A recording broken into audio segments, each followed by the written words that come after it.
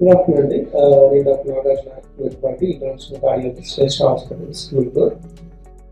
ఈ వీక్ ఎప్పటిలాగే ప్రతి వారంలాగే ఈ వీక్ కూడా మనం కామన్గా ఉన్న డౌట్స్ సందేహాల గురించి ఆన్సర్ చేయడానికి ఈ వీడియోతో వచ్చాము దీనికి. సో ఈ మధ్య మనకు ఎక్కువ వచ్చే క్వశ్చన్స్ ఏంటంటే హార్ట్ అటాక్ అంటే ఏంటి, హార్ట్ అటాక్ ఎప్పుడు చూపించుకోవాలి, హార్ట్ అటాక్ అప్పుడు యాంజియోగ్రామ్ చేయొచ్చా, హార్ట్ అటాక్ అప్పుడు స్టెంట్ వేయచ్చా, ఇట్లాంటి చాలా కామన్ క్వశ్చన్స్ వచ్చాయి. సో దాంట్లో నుంచి ముఖ్యంగా ఎక్కువ సందేహాలు ఉన్న క్వశ్చన్స్ తీసుకొని మనం ఆన్సర్ చేయడానికి ప్రయత్నిస్తాం. సో హార్ట్ అటాక్ అంటే ఏంటి, మనం ఇంతకుముందు దాంట్లో కూడా వీడియోలో కూడా మనం క్లియర్గా ఎలాబరేట్ చేయడం జరిగింది. సో మనకి హార్ట్ అటాక్ అంటే మళ్ళీ అడుగుతున్నారు కాబట్టి మళ్ళీ చెప్తున్నాను. సో హార్ట్ అటాక్ అంటే గుండెకి రక్త ప్రసరణ తగ్గిపోయినప్పుడు, కండరానికి రక్త ప్రసరణ అందనప్పుడు వచ్చే ప్రక్రియని హార్ట్ అటాక్ అంటారు. సో ఇది కొవ్వుతో కానీ లేకపోతే రక్తం గట్టితో కానీ ఉడిచిపోవడం వల్ల హార్ట్ అటాక్స్ వస్తుంది.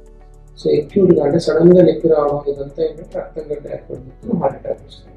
గ్యాస్ నొప్పిలా అనిపిస్తే హార్ట్ అటాక్ అని అయ్యి ఉండొచ్చా, ఇది చాలా కామన్గా అడిగే క్వశ్చన్. గ్యాస్ నొప్పి హార్ట్ అటాక్ అని.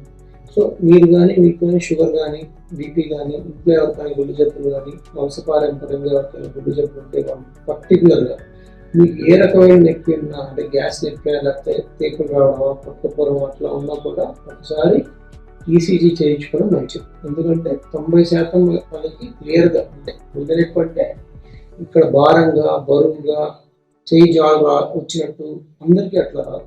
కొంతమంది గ్యాస్లో రావచ్చు, కొంతమందికి దవడలాయ నుంచి రావచ్చు, కొంతమందికి చేయి జాలు రావచ్చు, కొంతమందికి ఏ సింటము లేకపోయి ఉట్టి ఆయాసంలో రావచ్చు. సో మీకు కానీ రిస్క్ ఫ్యాక్టర్స్ అంటే షుగరు, బీపీ, తర్వాత వంశపారంపర్యంగా గుండె జబ్బులు ఇవన్నీ ఉంటే మాత్రం కంపల్సరీగా ఒకసారి ఈసీజీ మాత్రం చేయించుకోండి. ఒకసారి గ్యాస్ అని అనుమానం ఉంది.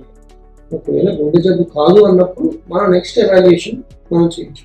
హార్ట్ అటాక్ అని అనుమానం వస్తే వెంటనే హాస్పిటల్కి వెళ్ళాలి. హార్ట్ అటాక్ అని అనుమానం రాగానే, లేకపోతే హార్ట్ గుండె నొప్పి కానీ నొప్పి కానీ పట్టేసినట్టు ఉండడం కానీ చేయిజాలు కానీ దవడలాగినట్టు కానీ ఉంటే కంపల్సరీ మనం వెంటనే హాస్పిటల్కి వెళ్ళాలి. వెళ్ళి ఒక ఈసీజీ చేయించగలిగితే ప్రాథమికంగా అసలు ప్రాబ్లం ఏంటని తెలుస్తుంది. దాన్ని బట్టి చికిత్స అనేది మనం మొదలు పెట్టచ్చు. హార్ట్ అటాక్ నొప్పికి గ్యాస్ నొప్పికి తేడా ఏంటి? హార్ట్ అటాక్ మనకి గుండెలో బరువుగా చేయిజాలు అయినట్టు గుండెల్లో పట్టేసి వదిలినట్టు ఉండే ఫీలింగ్ వస్తుంది. బట్ అందరికీ అట్లా రావాలని లేదు. కొందరికి గ్యాస్ నొప్పి కడుపులో ఉబ్బరంలాగా, ఛాతీలో మంటలాగా, ఛాతీలో ఒక రకమైన ఇబ్బంది లాగా రావచ్చు. సో ఏదైనా క్లియర్గా పేషెంట్ అది గ్యాసా గుండె నొప్పి అని తెలవడం కష్టం. కాబట్టి మీకు కానీ అనుమానం ఉంటే దగ్గరలో ఉన్న హాస్పిటల్కి వెళ్ళి ఒక ఎండి డాక్టర్ కానీ కార్డియాలజీ డాక్టర్ గారితో కానీ ఈసీజీ చూపించుకోవాలి. ఒకసారి అన్ని సందేహాన్ని తీర్చుకోవాలి. హార్ట్ అటాక్ వచ్చినప్పుడు యాంజియోగ్రామ్ చేయొచ్చా, స్టెంట్ వేయొచ్చా? మంచి ప్రశ్న. ఇది చాలా కామన్గా అడిగే ప్రశ్న. హార్ట్ అటాక్ వచ్చింది వెంటనే యాంజియోగ్రామ్ చేయాలా, స్టెంట్ వేయాలా అని చాలామంది అడుగుతుంటారు. కానీ హార్ట్ అటాక్ వచ్చినప్పుడు ప్రాణం సేవ్ చేసిన దాంట్లో మొట్టమొదటి చికిత్స మనకి యాంజియోగ్రామ్, స్టెంట్ వేయడం. ఎందుకు అంటే దీన్ని ప్రైమరీ యాంజియోప్లాస్టీ అంటారు. ప్రైమరీ యాంజియోప్లాస్టీ అంటే హార్ట్ అటాక్ వచ్చినప్పుడు యాంజియోగ్రామ్ చేసి స్టెంట్ వేయడాన్ని ప్రైమరీ యాంజియోప్లాస్టీ అంటారు. అంటే గుండెకి సంబంధించిన ప్రాబ్లం వచ్చి హార్ట్ అటాక్ వచ్చినప్పుడు మనం వెంటనే కానీ క్లియర్ చేసి స్టెంట్ వేయగలిగితే ప్రాణం నిలబడే అవకాశం ఎక్కువగా ఉంటుంది. లేట్ అంటే అది కూడా మన టైం బట్టి మొదటి 3 గంటల్లో వచ్చిన వాళ్ళకి ఎక్కువ బెనిఫిట్ ఉంటుంది. లేట్ అయ్యే కొద్ది బెనిఫిట్ తగ్గిపోతూ ఉంటుంది. సో కాబట్టి కంపల్సరీ మనం ఉన్న ప్రపంచవ్యాప్తంగా ఉన్న దాంట్లో బెస్ట్ ఆప్షన్ అయితే యాంజియోగ్రామ్ చేసి స్టెంట్ వేయడమే. నెక్స్ట్ బెస్ట్ ఆప్షన్ అంటే కొంతమందికి లేట్ అవ్వచ్చు, లేకపోతే బయట అందుబాటులో అన్ని దగ్గరలో మనకి స్టెంటింగ్ సదుపాయాలు ఉండవు కాబట్టి ఇంజెక్షన్ ఇస్తారు. థ్రాంబులైసిస్ అంటే ఇప్పుడున్న లేటెస్ట్ మెడిసిన్ వచ్చి కనెక్టివ్ ప్లేస్ ఇస్తాం. సో బ్లాక్ ఉండేదాన్ని క్లియర్ చేయడానికి. బట్ అది 100% క్లియర్ అవుతుందని మనం చెప్పలేము. సో యాంజియోగ్రామ్ చేసి స్టెంట్ చేస్తే ఏంటంటే మనకి 90% దాకా మనకి క్లియర్ అయ్యేదానికి అవకాశం ఉంది. సో అందుకనే మేము యాంజియోగ్రామ్ చేసి stent is the best option. మనకు ఆ సదుపాయం లేని దగ్గర అయితే నెక్స్ట్ ఇంజెక్షన్ చేసుకోవడం అని మేము సజెస్ట్ చేస్తాం. ఆల్రెడీ బైపాస్ అయిన పేషెంట్కి హార్ట్ అటాక్ వస్తే చికిత్స ఎట్లా చేయాలి, మరియు యాంజియోగ్రామ్ చేయొచ్చా బైపాస్ జరిగిన పేషెంట్స్కి అనేది ఇది కూడా తరచుగా వచ్చే అనుమానం. మా బైపాస్ జరిగినా మామూలుగా బైపాస్ జరగకపోయినా లోపల ఉండే ప్రాబ్లం ఒకటే, హార్ట్ అటాక్ రావడానికి కారణం ఏంటంటే రక్తనాళం, అంటే గుండెకుండే రక్తనాళం కానీ లేదంటే బైపాస్ చేసిన రక్తనాళంలో కానీ బ్లాక్స్ వస్తేనే హార్ట్ అటాక్స్ వస్తాయి.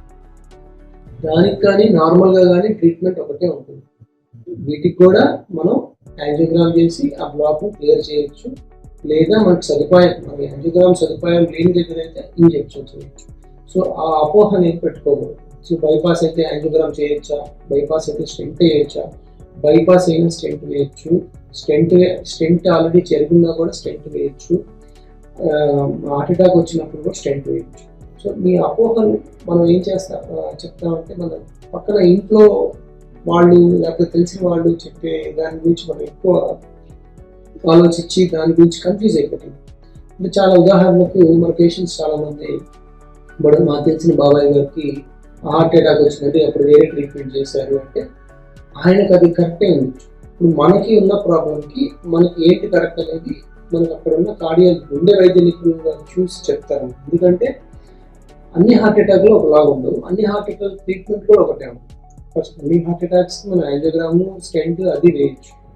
కాకపోతే బ్లాక్స్ ఎక్కడ ఉన్నాయి, కొన్ని హార్ట్ అటాక్స్కి స్టెంట్ చేయలేకపోవచ్చు, బైపాస్ చేయాల్సి రావచ్చు.